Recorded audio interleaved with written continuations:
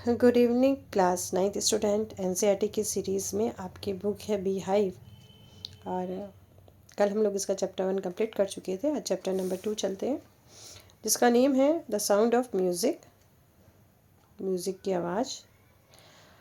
यह आपके जो लेसन है ये 2 पार्ट में डिवाइड है। इसमें एक स्टोरी है एल्विन ग्लेनी की और दूसरी जो स्टोरी है वो है उस्ताद बिस्मिल्लाह खां की। दोनों को हम पढ़ेंगे, दोनों बहुत ही अच्छी स्टोरी है और हर कोई इससे इंस्पायर है। चलिए स्टार्ट करते हैं। बिफोर यू रीड, पढ़ने से पहले फर्स्ट ऑफ ऑल देखते हैं part 1। Evelyn Glennie listen to sound without hearing it. Evelyn Glennie sound सुनती हैं लेकिन बिना उसको सुने हुए वो साउंड को सुनती हैं। चलिए बिफोर यू रीड पढ़ने से पहले, God may have taken her hearing.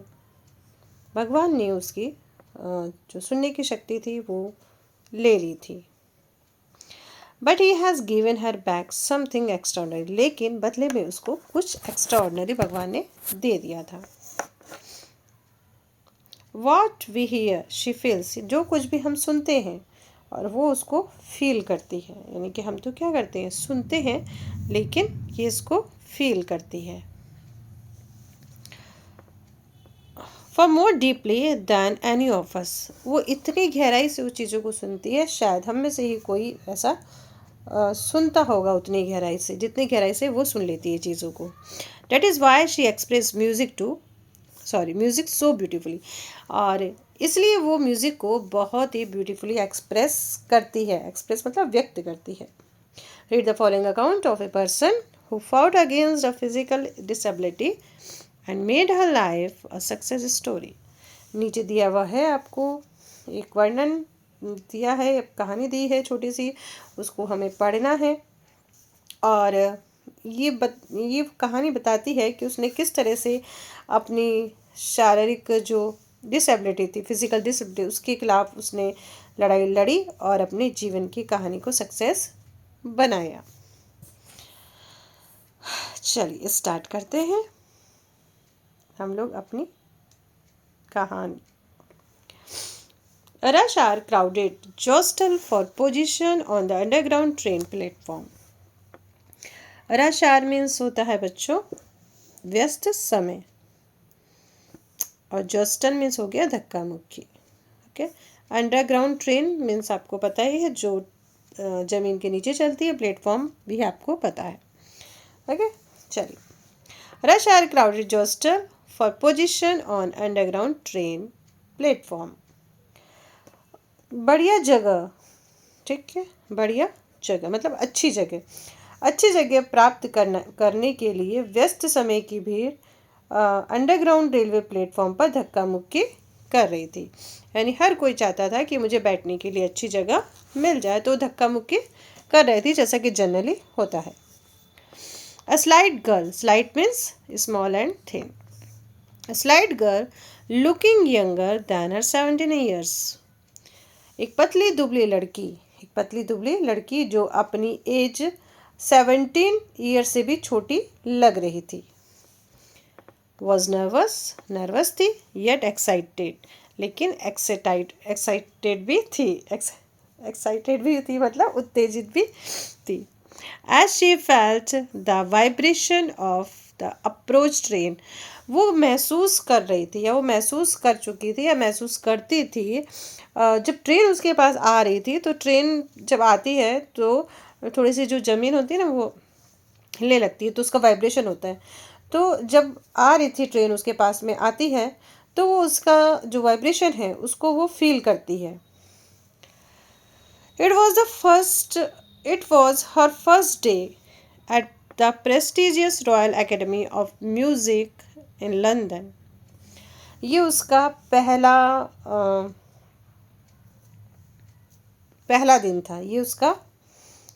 दिन था कि उसे लंदन के एक Prestige royal academy of music में जाना था, जो कि लंदन में था। ठीक है, ये कोई एक स्कूल होगा या फिर कोई एकेडमी है म्यूज़िक की, तो वहाँ पे उसको जाना था। तो ये उसका पहला दिन था। And daunting enough for any teenager fresh from a Scottish farm. और स्कॉट के फॉर्म से आई किसी एक नई टीनेजर का, टीनेजर ही है ये, ठीक है, और उसको ये डराने के लिए काफ़ी था, क्योंकि वो नई नई थी, जा रही थी ट्रेन में.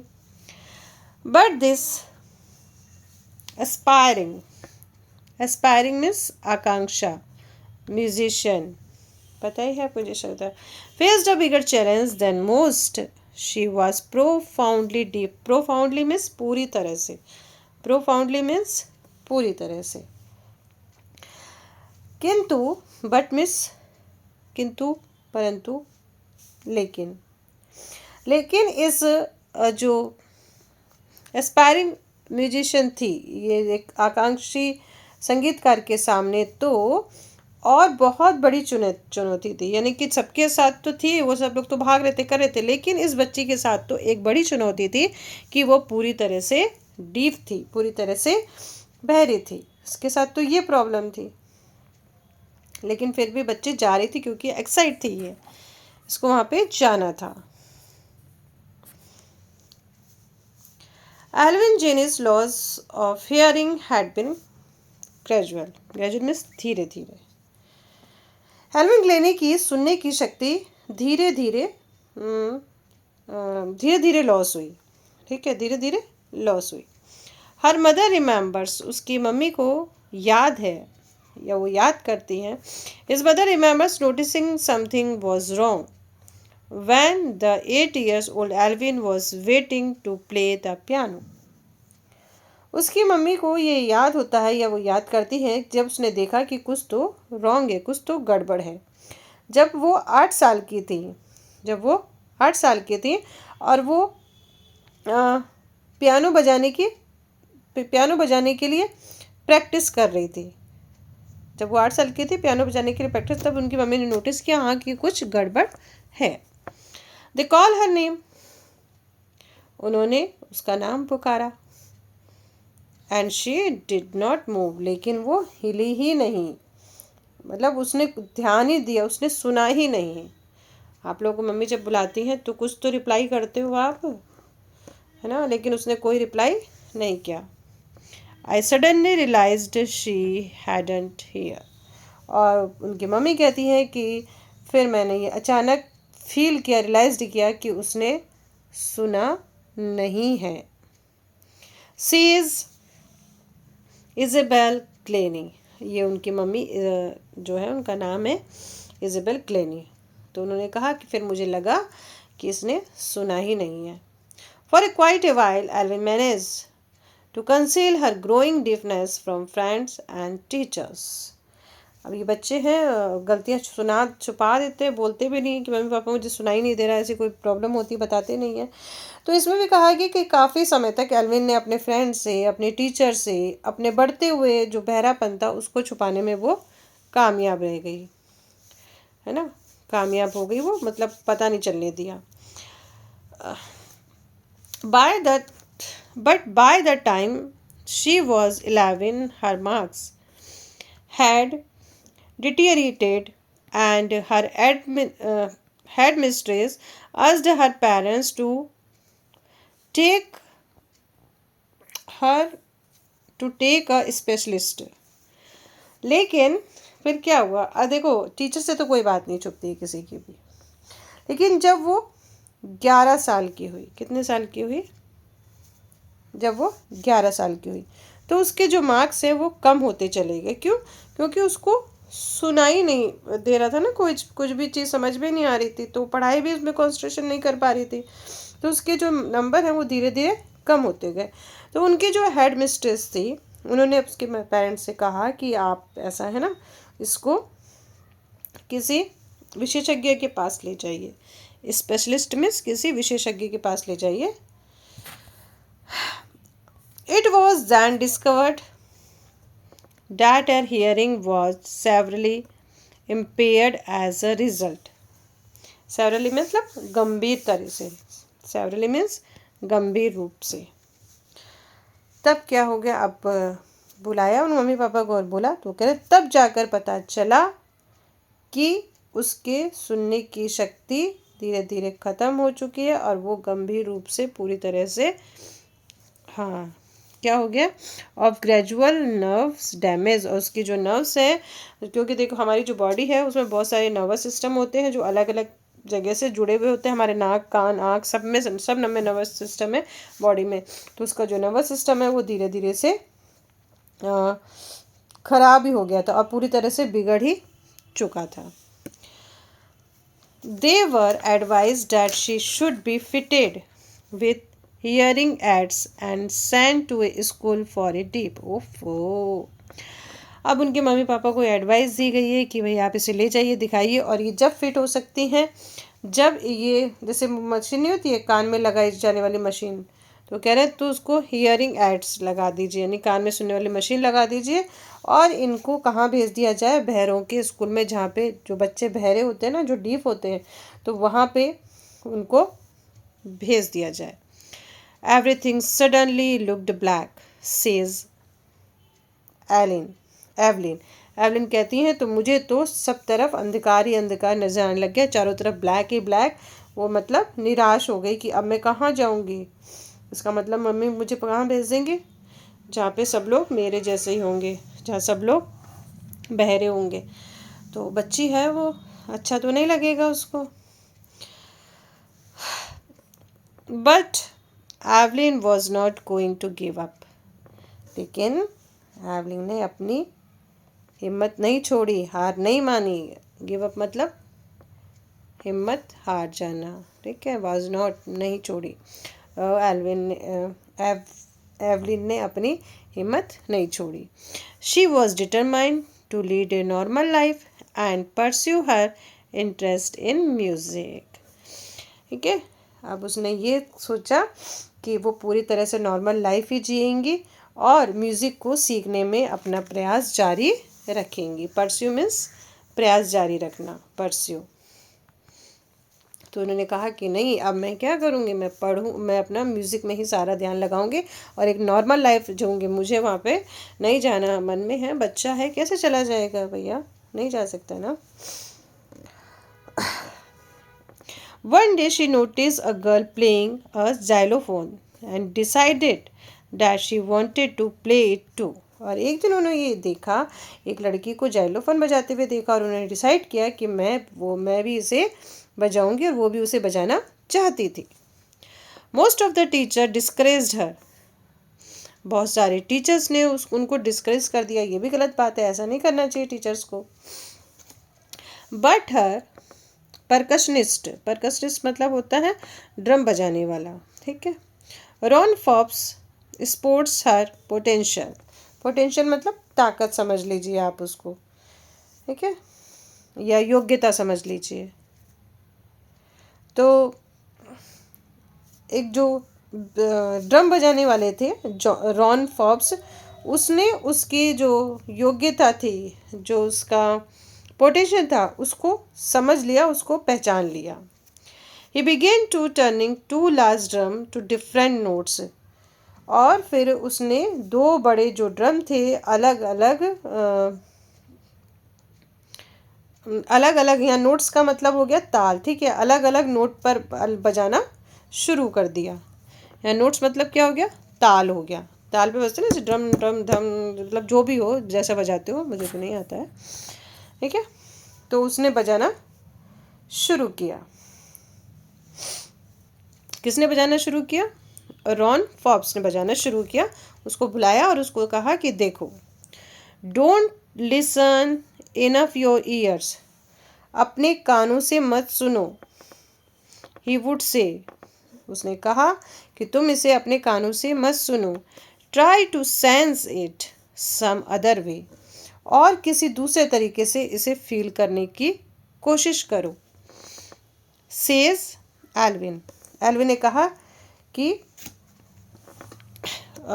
फिर एल्विन ने क्या कहा, सडनली आई रियलाइज्ड, एवलिन कहती हैं कि मैंने ये अचानक ही मैंने महसूस किया।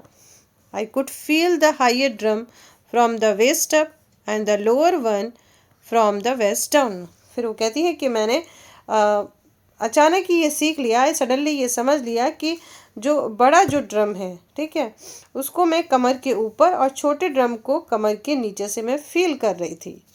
ये चीज़ एवलिन ने समझ ली, उसको फील करी। Fox repeated the exercise, Fox बार बार वही चीज़ बजाते और वो बार बार समझ जाती।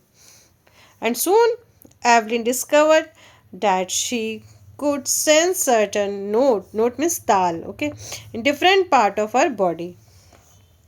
और फॉर्ब्स ने जब बार बार उसको एक्सरसाइज की, बार बार दोहराया, तो एवलिन ने भी देखा कि उसके जो कुछ स्वर है, कुछ ताल है, उसकी बॉडी के अलग अलग पार्ट में महसूस हो रहे हैं। I had learn to open my mind, वो कहती हैं कि मैंने अपने माइंड को एंड बॉडी को, ठीक है, टू साउंड एंड वाइब्रेट। फिर मैंने अपने माइंड को और बॉडी को पूरी जो उसकी जो साउंड थी, उसका जो वाइब्रेशन था, उनसे उनके प्रति खेलना मैंने सीख लिया, उनसे मैंने सब चीज़ें सीख ली। The rest was sheer determination and the hard work. और बाकी सब तो केवल डिटर्मिनेशन और हार्ड वर्क की बातें हैं, और ये सब उसी का ही मेरा रिजल्ट था, जो मैं एक सक्सेस हो गई हूँ। ये हमारी एवलिन जी हैं। अब फिर क्या हुआ? She never looked back from that point onward. और उस समय से उसने कभी भी पीछे मुड़कर नहीं देखा। She toured the United Kingdom with a youth orchestra. Orchestra पता ही आपको, जिसमें अलग अलग ड्रम, म्यूज़िक, वायलिन जो है वो सब बजते हैं। तो फिर उन्होंने क्या किया, एक यूथ था, यूथ मतलब जो युवा लोग थे, उनका एक ग्रुप था ऑर्केस्ट्रा का, तो उनके साथ उन्होंने यूनाइटेड किंगडम का टूर किया। And by the time she was 16, और उस समय वो 16 साल की थी। She decided to make music her life. उन्होंने ये डिसाइड किया कि वो म्यूज़िक को ही अपना जीवन बनाएंगी। She audited for the royal academy of music. फिर उन्हें ऑडिशन दिया रॉयल एकेडमी ऑफ म्यूजिक के लिए, and scored one of the highest mark in the history of the academy. और फिर उन्होंने इस एकेडमी के इतिहास में उसके अंक से अधिक, सबसे अधिक पाने वाली वो एवलिन थी, यानी कि सबसे ज़्यादा उनको मार्क्स मिले उसमें, जब उन्होंने ऑडिशन दिया इस चीज़ का। She gradually moved from orchestra work to solo performance. और जल्दी उन्होंने क्या हुआ, पहले तो ग्रुप में करती थी, फिर धीरे धीरे उन्होंने अपना सोलो परफॉर्म करना शुरू कर दिया। सोलो मीन्स एकल, ठीक है, अकेले उन्होंने शुरू कर दिया। At the end of her 3-year course she had capture most of the top award. और फिर उन्होंने बहुत मेहनत की, ठीक है, फिर 3 वर्ष का, यानी कि 3 साल का जो उनका कोर्स था, 3 years कोर्स था उनका, उसमें उन्होंने लगभग सारे जो हायर अवार्ड थे वो उन्होंने ले लिए थे, उनको प्राप्त हो गए थे, यानी कि वो काफ़ी शोज कर चुकी थी और उनको बहुत सारे प्राइज भी मिल चुके थे। एंड फॉर ऑल दिस, और इतना होने पर भी, एंड फॉर ऑल दिस मतलब इतना होने पर भी, Evelyn won't accept any hint of heroic achievement. Evelyn ने ये जरा भी मानने का संकेत नहीं देती थी कि उसने बड़ी वीरतापूर्वक ये सारी उपलब्धि प्राप्त की है। मतलब वो ऐसा नहीं कहती थी कि हाँ मैं कोई हीरो, मैं वो अपने आप को नॉर्मली मानती थी और नॉर्मल जैसे सारा काम करती थी। If you work hard and know where you are going, you will get there. And she got right to top and world most sought after multi-precautious with a mastery of some 1,000 instrument and hectic international schedule। वो कहती है यदि आप परिश्रम करते हो तो आप जानते हो कि आपको कहाँ पहुँचना है, तो आप वहाँ पे ज़रूर पहुँच जाओगे। और वो भी ठीक उसी शिखर पर पहुँच गई। संसार की सबसे अधिक मांग वाली बहुमुखी तालवादक इसको कहेंगे तालवादक, यानी कि जो ड्रम बजाती है, जिसे लगभग 1000 इंस्ट्रूमेंट का नॉलेज था, यानी कि मास्टरी थी, वो मास्टर बन गई थी, उसकी सब कुछ सीख लिया था उसने। और जिसका जो व्यस्तम अंतर्राष्ट्रीय कार्यक्रम चलता रहता था, यानी कि वो क्या करती थी, इंटरनेशनल उसको वर्क मिलता ही रहता था और वो अपना काम करती रहती थी। और उसने कमांड कर लिया 1000 म्यूजिकल इंस्ट्रूमेंट पे कि उसको कैसे बजाना है। बहुत अच्छी बात है ये। देखा कितनी अच्छे से हमको इंस्पायरेशन मिली है इनसे।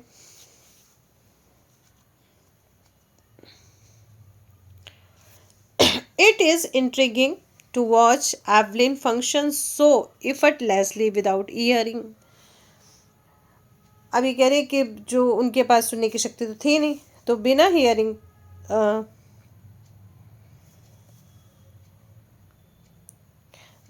के एल्विन को बिना कोशिश के ही ये म्यूज़िक बजाना, या फिर कहें वो जो ड्रम बजाती थी या कोई म्यूज़िकल इंस्ट्रूमेंट बजाती थी, तो उसको देखना बड़ा ही एक कहेंगे हम लोग इंट्रिगिंग मतलब विमर्श से मतलब कार्य, मतलब हम लोग क्या करेंगे, उसको देखते ही मंत्रमुग्ध हो जाना, फैसिनेटिंग हो जाना और क्यूरियस हो जाना कि हाँ देखो ये बच्चा जो भी है ये सुन नहीं रहा है, लेकिन इसका म्यूज़िक और उस पर कमांड जो है वो बहुत ही अच्छा है। तो हर लोग उसको देख के एक तरीके से कहते हैं कि मंत्रमुग्ध हो जाया करते थे। In our two hour discussion she never missed a word. अगर हमारे 2 घंटे के विचार विमर्श ने उसने एक शब्द भी अनसुना नहीं किया, यानी कि किसी से बातचीत चल रही है तो वो सारी बातों को सुन रही, समझ रही है। Man with bushy beard give me trouble.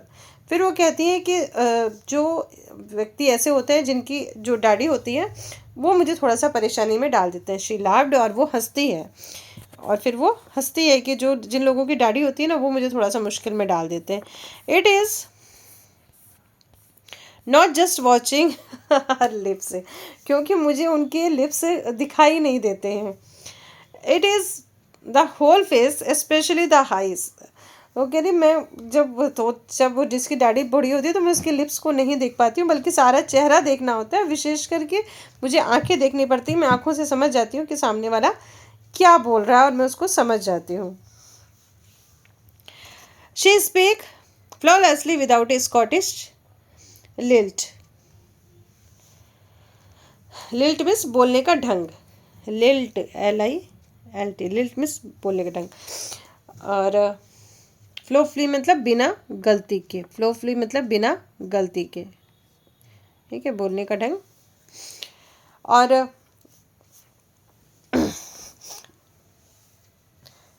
फिर वो कहते हैं कि वो स्कॉटलैंड के बोलने के ढंग से बिना गलती के बोलती हैं, बिना गलती के, उसमें कोई गलती नहीं निकलती है उनकी।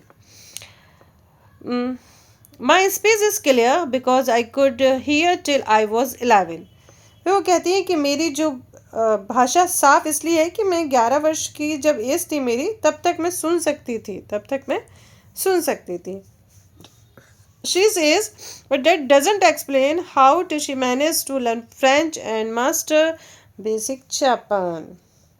फिर वो कहती है परंतु इससे ये बात स्पष्ट नहीं होती कि उसने जो फ्रांस की जो भाषा है फ्रेंच और जो बेसिक जापानीज़ है वो भाषा कैसे सीख ली उसने, कि उसमें पावर था। अगर इंसान चाहे तो बहुत कुछ कर सकता है। तो ये क्या कर रही, मुझे लग रहा है ऐसा इंटरव्यू किसी को दे रही है। ठीक है, हाँ। एज फॉर म्यूज़िक, जहाँ तक म्यूज़िक की बात है, शी एक्सप्लेन्स, वो एक्सप्लेन करती हैं। It pores in through every part of my body. वो कहती हैं कि ये मेरे पूरे शरीर में प्रवेश करता है। पोर्स इन मतलब प्रवेश करता है। कहाँ प्रवेश करता है? मेरी पूरी बॉडी में ये प्रवेश करता है। It टिंगल्स in my skin. टिंगल्स मतलब होता है सनसनी पैदा करना। टिंगल्स मीन्स सनसनी पैदा करना, एक रोमांच सा पैदा करना जिसको बोल सकते हो आप लोग। तो इट टिंगल्स इन द स्किन, ये स्किन में स्पंदन पैदा करता है, एक सनसनी पैदा करता है। माई चिक बोन, मेरी चिक बोन में, एंड इवन माई हेयर, यहाँ तक कि मेरे बालों में भी ये सनसनी पैदा करता है। कौन? Music.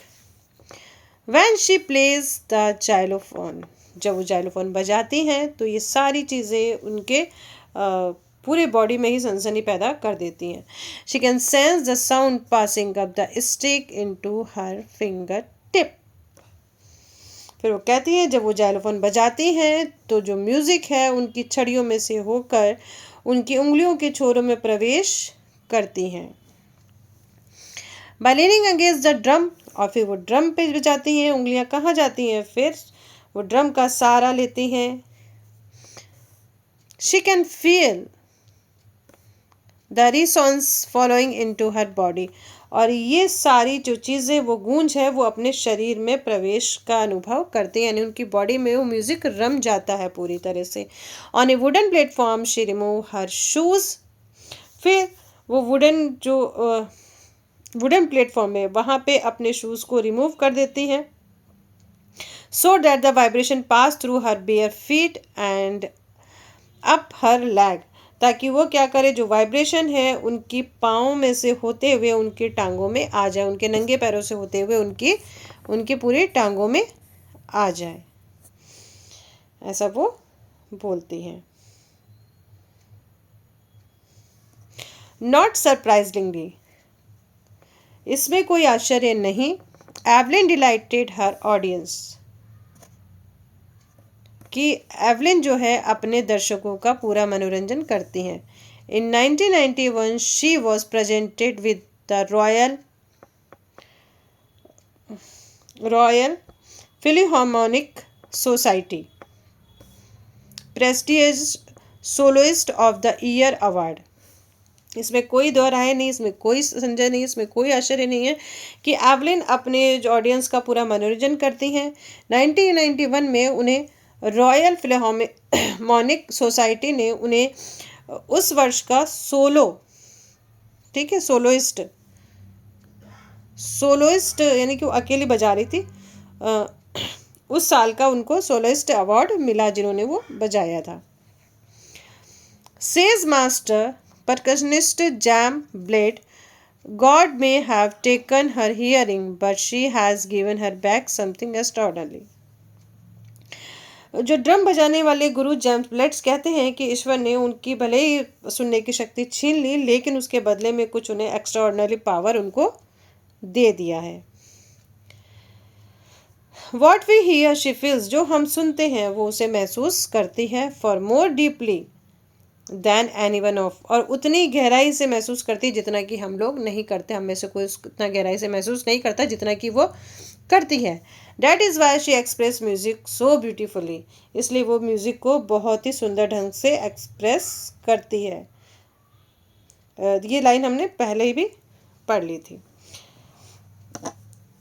Evelyn convinced that she is something of workaholic मतलब होता है जो काम का बहुत प्रिय हो, यानी कि उनको जैसे काम का नशा ही रहता है। एवलिन ये कन्फेस करते हैं, यानी कि ये मानती है, स्वीकार करती हैं कि उन्हें काम का नशा है। We are just go to work often harder than classical musician. वो कहती है मुझे परिश्रम करना होता है, मैं परिश्रम करती हूँ, क्योंकि वो तो वर्कहॉलिक है ही। तो मुझे फिर वो कहती है कि मोस्टली क्या है, जो शास्त्रीय संगीतों से भी अधिक, उनसे भी अधिक उनको मेहनत करना पसंद है। But the reward are इनमस,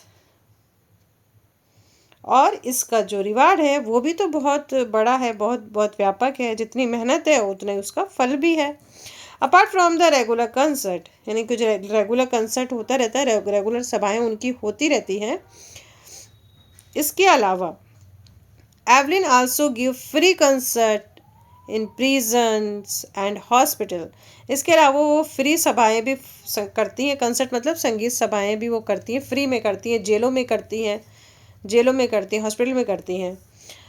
she also give high priority to classes for young musician, और वो सबसे पहली प्राथमिकता ये रहती है उनकी कि वो जो यंग म्यूजिशियन हैं, जो नए संगीतकार हैं, उनको वो क्लासें देती हैं। ठीक है, उनकी क्लासों को अधिक महत्व देती हैं, वहाँ भी वो जाती हैं।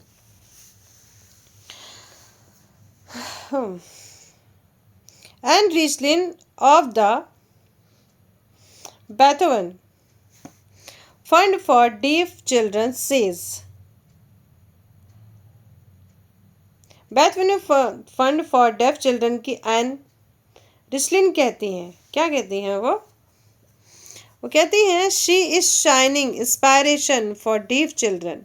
वो कहती हैं कि जो एवलिन है वो बहरे बच्चों के लिए उज्जवल प्रेरणा है, यानी कि बच्चे उनको देख के सीखते हैं। They see that there is nowhere that they can not go, ऐसा कोई स्थान नहीं है जिसे वे प्राप्त नहीं कर सकते।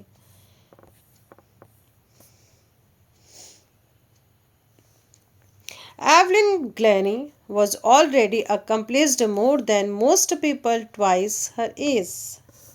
Evelyn Glennie अपने एज से दुगने बड़े से बहुत से लोगों से अधिक सफलता प्राप्त कर चुके, यानी कि जो अपनी एज से जो डबल है उनसे ज़्यादा एवलिन सफलता प्राप्त कर चुकी है। She has brought processions to the front of the orchestra, उसने जो ड्रम वादन है जो ऑर्केस्ट्रा में उसको स्थान दिलाया, यानी कि ऑर्केस्ट्रा में पहले ड्रम वगैरह नहीं बजते थे, तो ऑर्केस्ट्रा में देखो जो ड्रम होता है ना, आप देखते हो ना, धम धम ऐसे आवाज़ आती है, ठीक है, तो उसको भी वहाँ पे जगह इन्होंने ही दिलाई। And demonstrated that it can be every moving, और ये प्रदर्शित किया कि ये बहुत प्रभावशाली हो सकता है। She has given inspiration to those who are handicapped, और ये उन लोगों के लिए प्रेरणा है जो लोग विकलांग हैं। People who look to her and say, लोग इनको देखते हैं और कहते हैं if she can not do it, यदि वो ऐसा कर सकती है, आई कैन, तो मैं भी ऐसा कर सकता हूँ। And not the least, she has given enormous pleasure to a million, और सबसे बढ़कर बात यह है कि उन्होंने लाखों लोगों का मनोरंजन किया। तो ये थी एक छोटी सी कहानी, इंस्पायरेशन स्टोरी एवलिन ग्लेनी की। इसका पार्ट 2 नेक्स्ट वीडियो में हम लोग पढ़ेंगे, जिसमें हम पढ़ेंगे बिस्मिल्लाह खाजी के बारे में। तब तक के लिए बाय बाय, टेक केयर।